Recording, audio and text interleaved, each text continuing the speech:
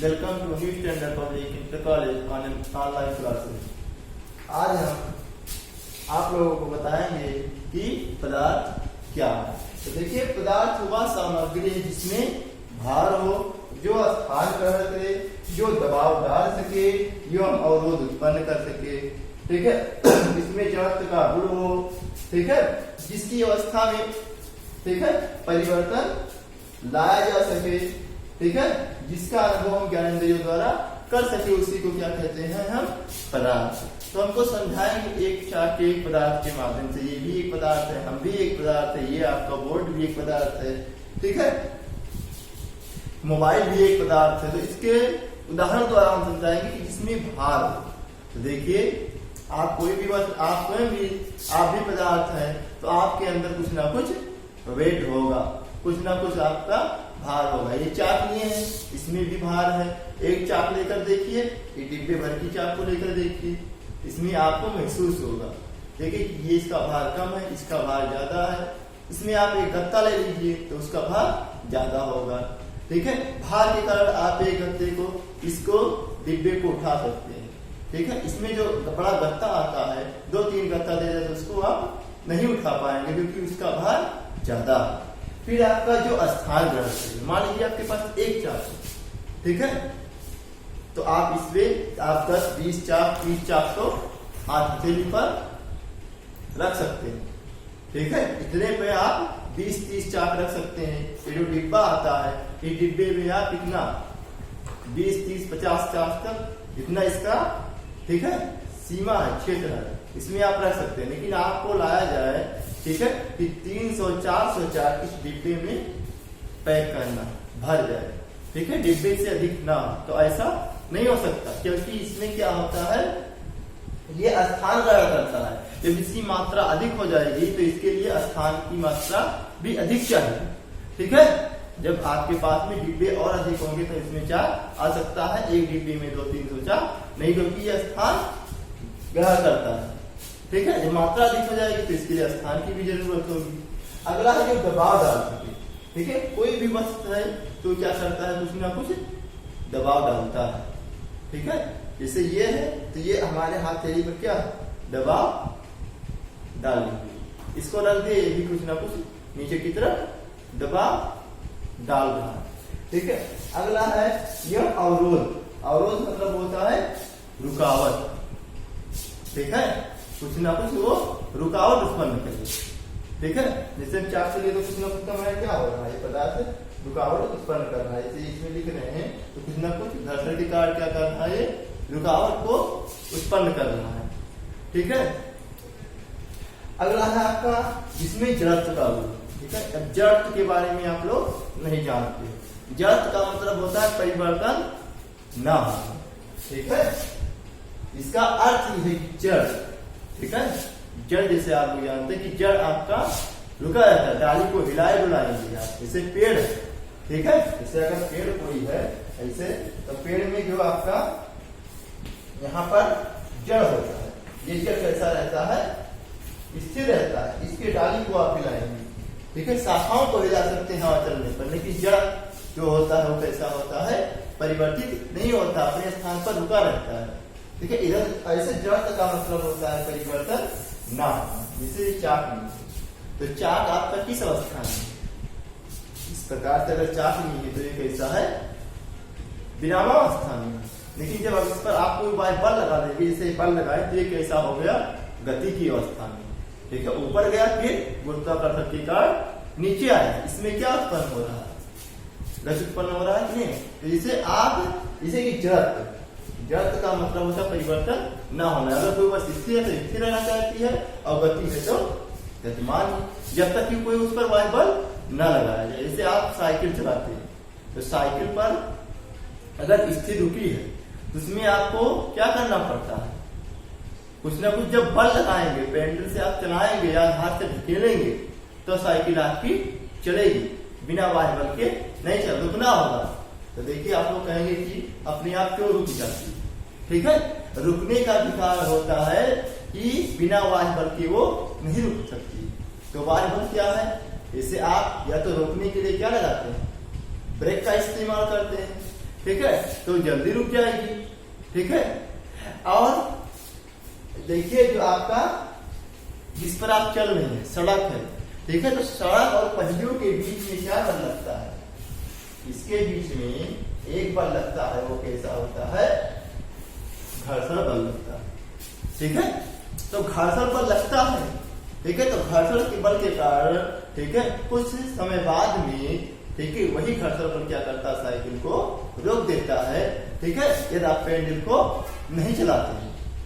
ठीक है, यदि घर्षण बल इसके बीच में न लगता तो ये क्या होता, अगर कोई वस्तु, ठीक है, अगर गति करती तो गति करते हुए चली जाती है। इसीलिए चिकने समतल जगह पर क्या होता है, इसे हम चार्ट से लिख रहे हैं, तो चार्ट से इस बोर्ड पर लिखना हमें क्या है, आसान स्तर से लिख लीजिए।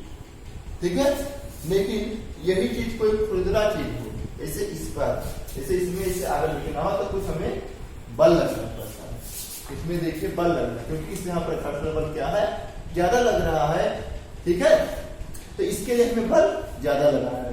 तो अगर घर्षण बल ना कार्य करता तो कोई गति है तो गति, विराम है तो मैंने गति की अवस्था में, तो गति की अवस्था में हमेशा रहती। तो यही है आपका जड़त्व का गुण, मतलब परिवर्तन ना होना।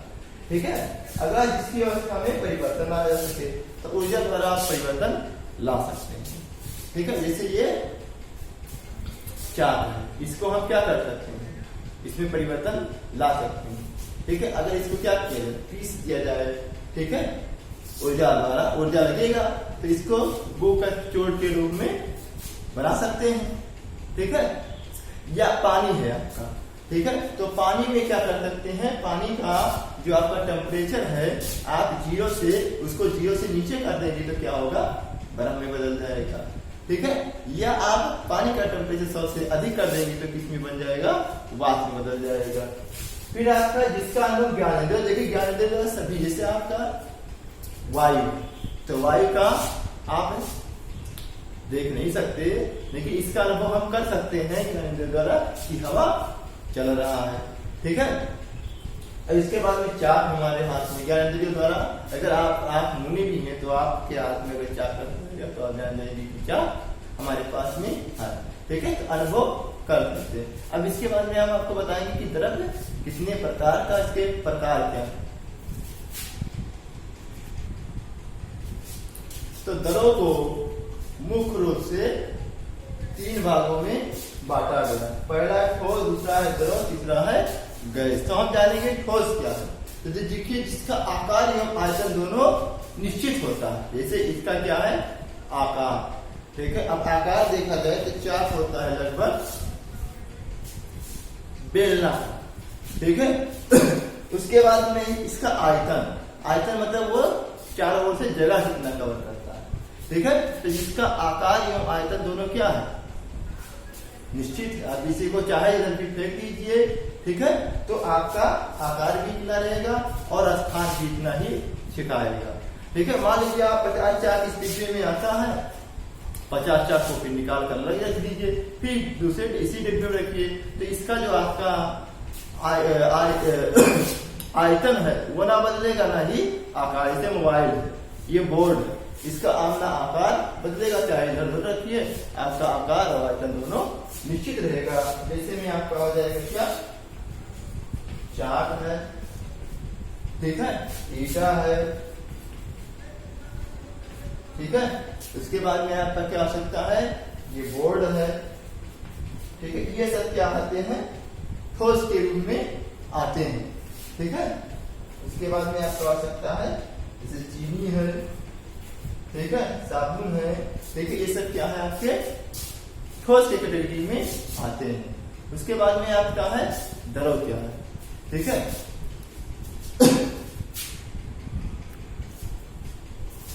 तो द्रव का मतलब होता है जिसका आयतन तो निश्चित होता है लेकिन आकार क्या हो, अनिश्चित हो। अब मान लीजिए ये पानी, ठीक है, अब इसका पानी का जो है आयतन तो निश्चित है। ठीक है, अगर देखा जाए तो इसमें अगर, ठीक है, 100 घन सेंटीमीटर, ठीक है, या आधा जो भी कर सकते हैं, 0.12 या 1 घन मीटर अगर इसमें पानी, ठीक है, तो इसको फिर दोबारा जब दूसरे स्थान पर रखेंगे, इस मग में रख लेंगे, तो इसमें भी इसका अगर आयतन निकालेंगे तो भी उतना ही आएगा। लेकिन ठीक है, आयतन तो निश्चित हुआ, ठीक है, लेकिन अगर आपका आकार देखा जाए, ठीक है, तो आकार इसका क्या है, अनिश्चित होता है। इस पानी को जब इसमें रखते थे, देखिए इसका आकार ग्रहण किया, इसमें पानी है, देखिए ये मग के आकार था, लेकिन जब इसमें डालेंगे तो इसके आकार का ये हो जाएगा, ठीक है। इसका जो आकार होता है वो क्या होता है, अनिश्चित होता है। जिसमें इसे आप फर्श पर अगर इस पे फर्श पर डाल दिया जाए तो फर्श का आकार मतलब ये समतल ये ढलान की तरफ ढुलता हुआ चला जाएगा, ना कि इसी के आकार का ये जो ऊंचाई इसकी है, इसको फिर डाले तो इतनी ऊंचाई तक जाएगा, ठीक है। तो आपको समझ में आ गया होगा कि इसका आयतन तो निश्चित होता है लेकिन आकार क्या होता है, अनिश्चित हो। जैसे आपका क्या हो सकता है, पानी, ठीक है, फिर तेल है, एल्कोहल है, पेट्रोल डीजल है, ठीक है, इसके बाद में मिट्टी तेल है और सब तमाम, ठीक है, ऐसे पदार्थ जो कि घरों में पाए जाते हैं, इनको जिसमें आप रखेंगे उसी का आकार ग्रहण कर लेगा, ठीक है।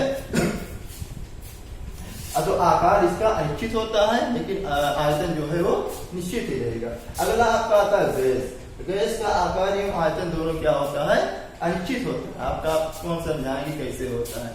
मान लीजिए आकार तो आप लोग जानते हैं, जैसे आप किसी, जैसे हवा है गैस को, ठीक है, जब आप साइकिल में भरते हैं, ठीक है, तो साइकिल के ट्यूब के रूप का हो जाता है। गुब्बारे में भरेंगे तो गुब्बारे के रूप में हो जाएगा, ठीक है।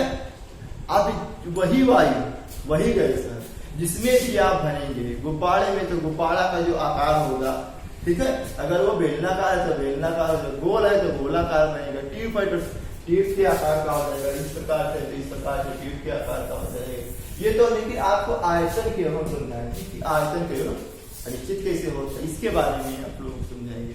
मान लीजिए आपके पास में एक ट्यूब है, जब आप पंचर को बनवाते हैं तो इसमें जब हवा भरते हैं, ठीक है, तो ये बताइए आप लोग कि जब हवा भरते हैं तो जो पहले हवा भरा जाता है, ठीक है, जो टेर से निकाल, ठीक है, तो टेर से उसको निकाला जाता है, तो जो आपको टेर जब टेर में लगा हुआ होता है, ठीक है, तो टेर के साथ लगा हुआ होता है, ठीक है, तो इसमें हवा, ये टायर है और ये ट्यूब है,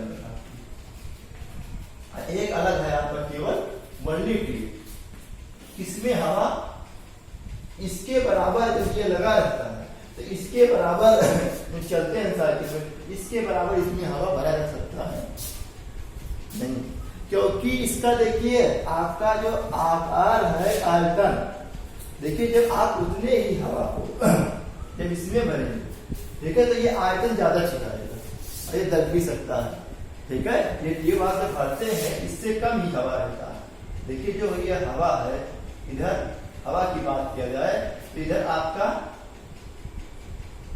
ये ज्यादा रहता है, ठीक है, ज्यादा के लिए मतलब परस रहता है, इधर कम रहता है। लेकिन देखा जाएगा, ठीक है, तो आयतन की बात किया जाएगा तो आयतन देखा जाएगा तो आयतन क्या होता है, इधर इसका ज्यादा रहता है, इधर कम रहता है, ठीक है। तो इससे आप लोगों को समझ में आएगा ये स्थिति के अनुसार, ठीक है, वस्तुओं की स्थिति के अनुसार इसका क्या होता है, आयतन अलग अलग रहता है। यही है जब टायर के साथ में रहता है, ठीक है, तो जो हवा को ज्यादा ही भरा जाता है, हवा की मात्रा ज्यादा रहती है, फिर भी जो इसका आयतन होता है कम ही आयतन को कवर कर लेता है। लेकिन जब इसको बाहर निकाल दिया जाता है तो इधर क्या हो जाता है, जब बाहर निकाला जाएगा तो हवा कम ही रहेगा, ठीक है, लेकिन जो इसका आयतन होगा वो कैसा होगा, ज्यादा। इसी प्रकार से और तमाम टायर के द्वारा आप प्रयोग के द्वारा आप लोग समझ सकते हैं। इस प्रकार आप लोगों को समझ में आ गया होगा कि पदार्थ क्या है, इसकी कितनी अवस्थाएं हैं, क्या निश्चित होता है क्या अनिश्चित होता है।